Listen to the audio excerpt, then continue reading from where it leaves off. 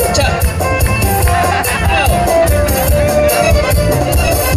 ื่อผ่านมาแล้วเพลงสาวลูกสองตั้งกับตาก็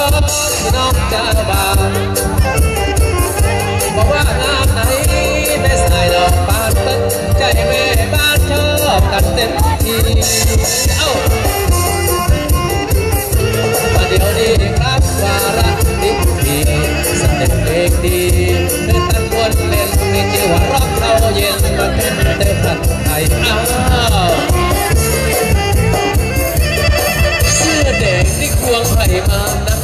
เป็นแฟนกันกับและใจกันต่อใจเสื้อเขียวอันท่าทางใจดีสวัสดีโซพีนั่งเอาใจใหญ่เเสื้อดำสายเดียวออกเต้นบอลล็อกตะข้าเนื้อเย็นและบานแผ่นดินไหวลายดอกออกสีชมพูตัดผมสั้นดูเป็นหรือไม่กระโปรงลายและสูงยาวสาเชยเอาว่าเป็นกัดเลยเสียบใจใจแล้วก็หักแล้วโอ้สวยคนหัวเจ็บหักเป็นแม่เป็นผู้เฮาบ่ว่ากันจิตใจใจมันบ่สำคัญนะน้องละเนาะเหล้าแดงเหล้าขาวเหล้า35ที่กินแล้วมองขาดกะยาเมืองฟ้า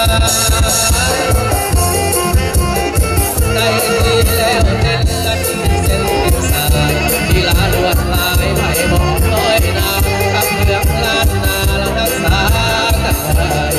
เอ้าจ้าจ้า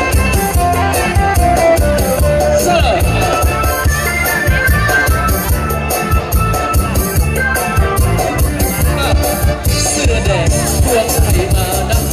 เป็นแฟนกันนะและใจใจเขียวท่าทางใจดีเสื้อทรงโซพีน้ำใจใหญ่ดำและสายเดียวออกเต้นก่อนรถตักข้ามเนื้อเย็นและบานแผ่นดินไหว